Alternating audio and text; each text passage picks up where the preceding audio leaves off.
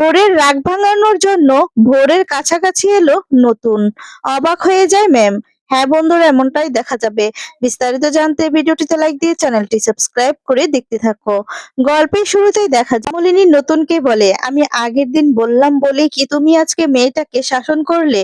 না হলে কি তোমার ওর কথাতে খারাপ লাগেনি? আর তখন বলে, তেমন কিছু নয় কমলিনী, আসলে ও সবার সামনে একটু বাড়াবাড়ি করছিল, সেই জন্যই ওকে তো মানে থামাতে হবে। কোথায় থামাতে হবে আমি সেটা বুঝতে পেরেছি। তার জন্যই তো আমি থামিয়ে দিয়েছি, তাই না? ও ঐরকম ভাবে কথা বললে সেটা তো সবার কাছে খারাপ। তাছাড়া আমি এখনো তো সেই মেলটা পাইনি, দেখিওনি যে কোথাও যেতে হবে, কেন যেতে হবে, কেন মেল করা হয়েছে। তারপর তো আমার ডিসিশন নিতে হবে। আর তখন কমলিনী বলে, না না, ও তো সেই জন্যই এক্সাইটেড ছিল না। সে এক্সাইটেড ছিল তোমার সাথে যাবে বলে, কোনো কাজ শেখার জন্য নয়। তোমার সাথে সময় কাটাবে বলে ও এতটা উত্তেজিত হয়েছিল। তখন নতুন বলে, দেখো কমলিনী, আমি তো বুঝতে পেরেছি। আসলে আমি তো এখনো কিছু দেখিইনি, আমি কোনো সিদ্ধান্তও নেইনি, তার জন্যই তো ওকে বকে দিলাম, শাসন করলাম। আসলে ওই মেয়েও না কি করবে না করবে বুঝে বলে না। আর কিন্তু তুমি আমার উপর যদি এভাবে রেগে থাকো তাহলে আমি কি করি বলো তো? তুমি তো আমার সবকিছু, তোমার জন্য আমি সবকিছু ছেড়ে দিতে পারি। তুমি আমার ফার্স্ট প্রায়োরিটি। তোমাকে আমি ভালোবাসি কমলিনী। তুমি রাগ করো সেরকম কিছু আমি চাই না। প্লিজ তুমি আমার উপর রেগে থেকো না। তখন কমলিনী বলে, না না, আমি তোমার উপর রেগে থাকবো কেন? আমি তো রাগ করিনি। তাছাড়া বাড়ি ভর্তি গেস্ট আছে, আর তাছাড়া ছেলে মেয়েরাও তো বড় হয়েছে, ওদেরও তো এসব কথাগুলো শুনলে খারাপ লাগে বলো। সেই জন্য সেই জন্য শুধুমাত্র আমি মেয়েটাকে কথাগুলো বলেছি। নতুন বলে, আমি বুঝতে পেরেছি কমলিনী, কিন্তু সবার আগে তুমি আমার কাছে। তখন কমলিনী বলে, আমি বুঝতে পেরেছি, থাক, তোমাকে এই নিয়ে তো আমি কিছু বলিনি। আর মেয়েটার কাণ্ড দেখে না আমি অবাক হয়েছি। তখন নতুন হাসতে থাকে আর তখন বলে, আর বলো না, মেয়েটা না এরকমই, সব সময় সবার সঙ্গে এরকম করতে থাকে।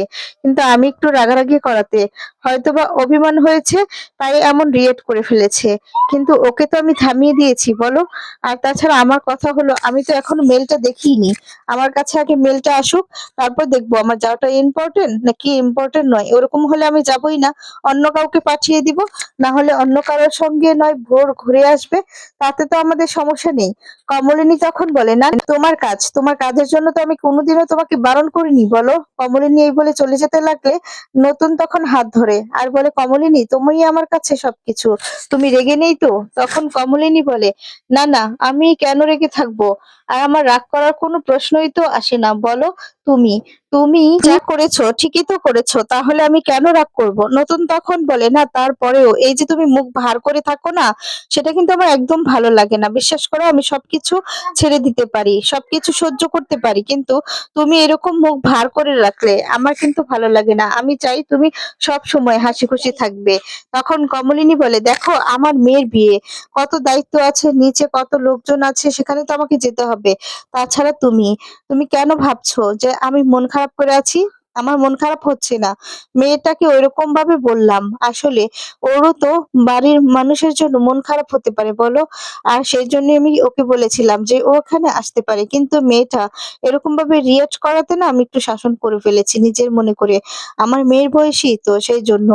তখন বলছে, কিন্তু মেয়েটা যে এরকম ভাবে মন খারাপ করবে সেটা আমি ভাবতেও পারিনি। নতুন তখন বলে, তুমি না এই নিয়ে একদম ভেবো না, ওসব ঠিক হয়ে যাবে। ওই মেয়েটি এরকমই, তোমাকে এই নিয়ে ভাবতে হবে না। তখন কমলিনী বলে, তুমি মনে হচ্ছে সবকিছু জানো যে ও কিরকম। তখন কমলিনী বলছে, তুমি বলছো যে ও যেরকম দেখাচ্ছে সেরকম মেয়ে নয়। আর তখন বলে, হ্যাঁ, ও হয়তোবা মুখে যেরকম বলছে ওইরকম নয়। এই যে ও তোমাকে দেখালো তোমার সাথে যাবে, সেটা কি ভিতর থেকে নয়? তখন নতুন বলে, হতে পারে, হয়তোবা যতটা দেখাচ্ছে ততটা নয়, ও না ওইরকমই, সবার সঙ্গে একই রকম ভাবে কথা বলে, একই রকম ভাবে উৎসাহ দেখায়। তখন কমলিনী বলে, তারপরেও এই বয়সে একটা মেয়ে তোমার জন্য এতটা পাগল, তোমার জন্য এতটা এতটা করে, তোমার জন্য এতটা পাগল, এতটা করবে, পাগলামি করবে, আর সেটা তো আমার খারাপ লাগবেই বলো। আমি তো বলছি না যে তুমি কাজে ক্ষতি করো, কাজে ক্ষতি করে তুমি বসে থাকো, কিন্তু ও তো তোমার সঙ্গে যাওয়ার কতটা আগ্রহ সেটা তো আমি দেখতেই পেলাম। তখন বলে, আচ্ছা বেশ, তাহলে আমি যাব না। তখন কমলিনী বলে, আমি কি বলেছি তুমি যেও না? তবে তুমি যেরকম ভাবে শাসনটা করে দিয়েছো সেটা ঠিক আছে, তুমি এরকম ভাবেই শাসনটা করে দিও। তখন নতুন বলে, ঠিক আছে ঠিক আছে, আমি বুঝতে পেরেছি, আমি যাব না, ব্যাস।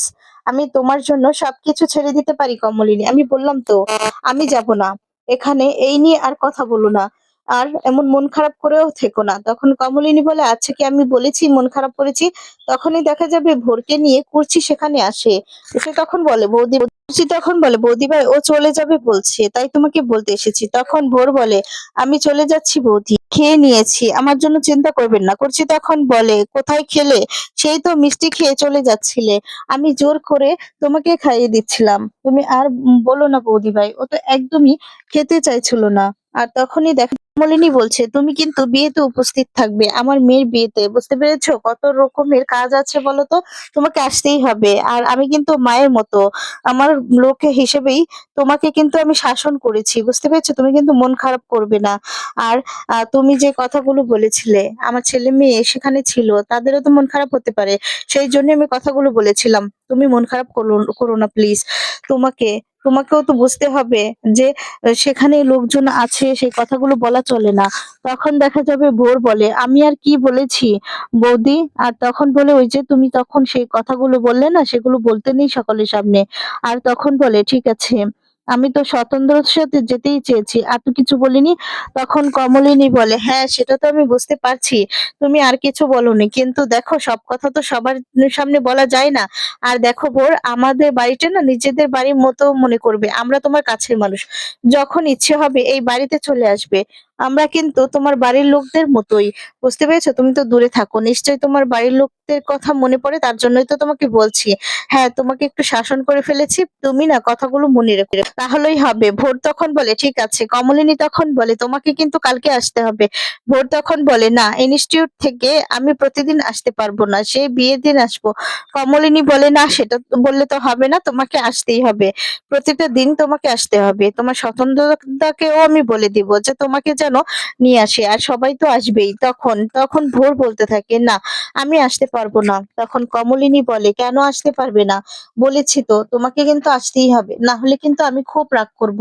আর আমি রেগে গেলে হয় মানে কি হবে সেটা তুমি বোঝো তো, আমি কিন্তু আবার তোমাকে বকে দেবো, তাই তোমাকে আসতেই হবে। আমি বলে দিচ্ছি, তুমি আর মুখ ভার করে থেকো না ভোর, আমি তো তোমার বাড়ির কাছের মানুষের মতোই, তাই না?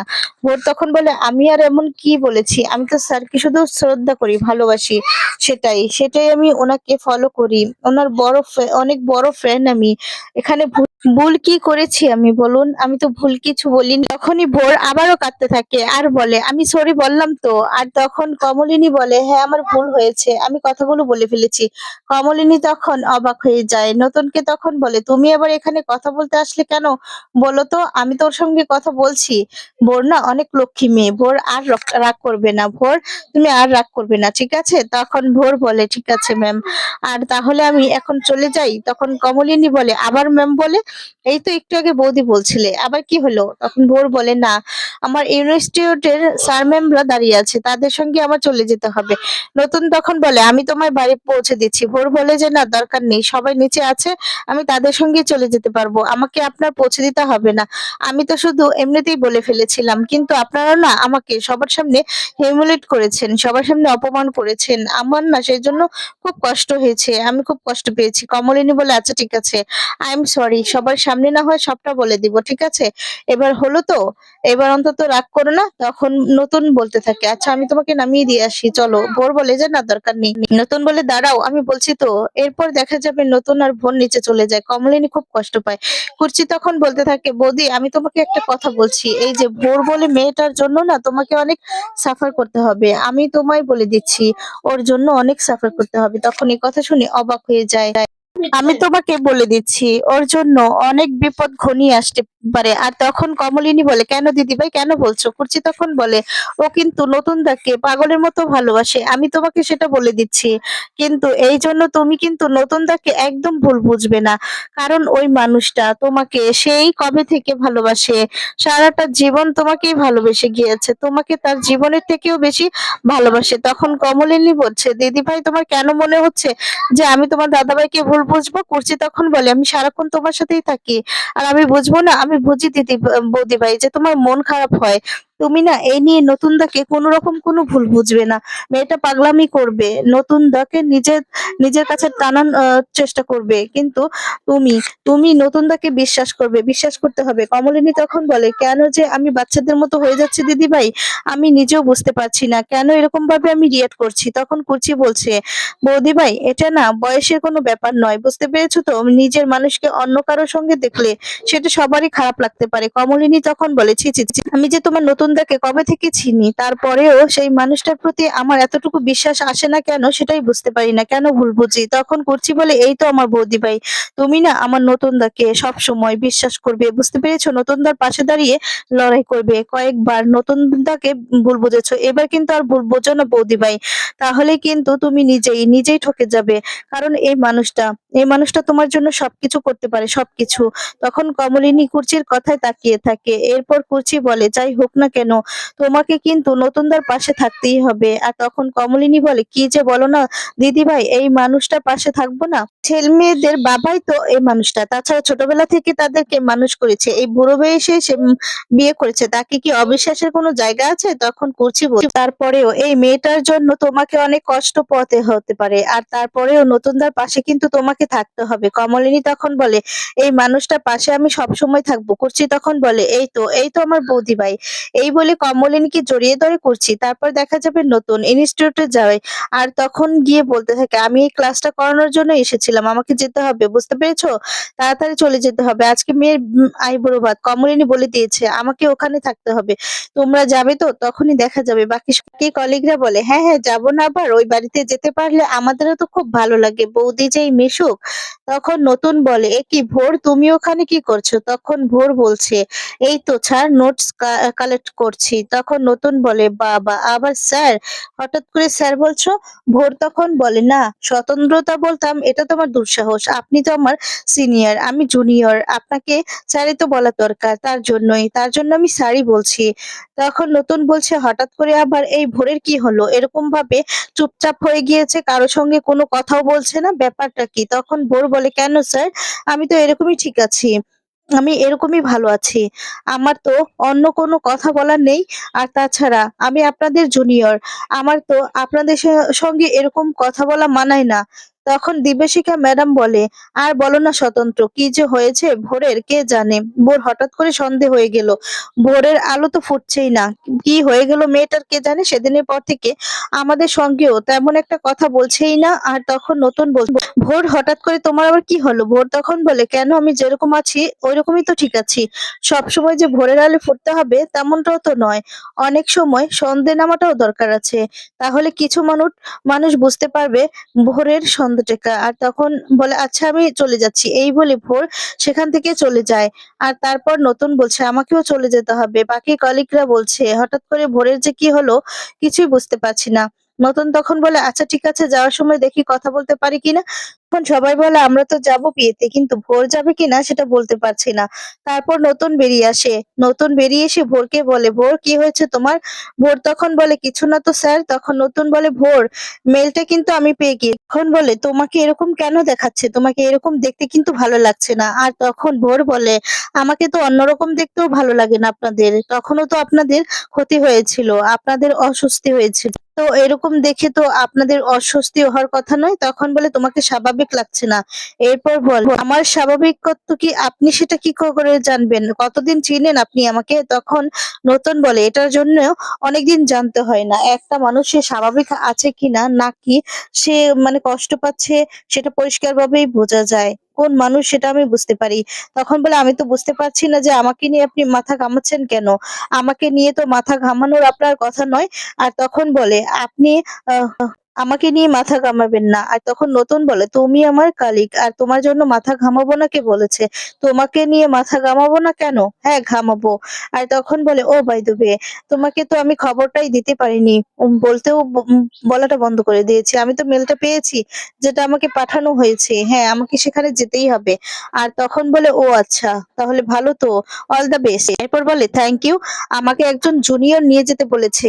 এরপর বলে, এবার যদি তুমি না যাও তাহলে তো আমাকে আরেকজন নিয়ে যেতে হবে। সেখানে ইম্পর্টেন্ট কিছু কাজ আছে, তাই যেতেই হবে। এখন তুমি যাবে কিনা সেটাই দেখার বিষয়। একজন জুনিয়রকে নিয়ে যাওয়াটা উচিত। বুঝতে পেরেছো? আর সেখানে যদি আমি না যাই তাহলে তো খুব খারাপ হবে। আর তখন বলে, দেখুন কে যেতে চায়। এরপর নতুন বলে, তার মানে তোমার যাওয়ার ইচ্ছে নেই? তুমি কিন্তু আগের দিন জানিয়েছিলে যে তুমি যাবে। তখন বলে, হ্যাঁ জানিয়েছিলাম। এরপর এটাও জানিয়ে দিয়েছি যে আমার পক্ষে যাওয়াটা সম্ভব নয়। তখন ভোরের আরো এমন রিঅ্যাকশন দেখে অবাক হয়ে যায় নতুন। নতুন অবাক হয়ে তাকিয়ে থাকে। এরপর নতুনও অনেক চেষ্টা করতে থাকে ভোরের মনটা গলানোর জন্য।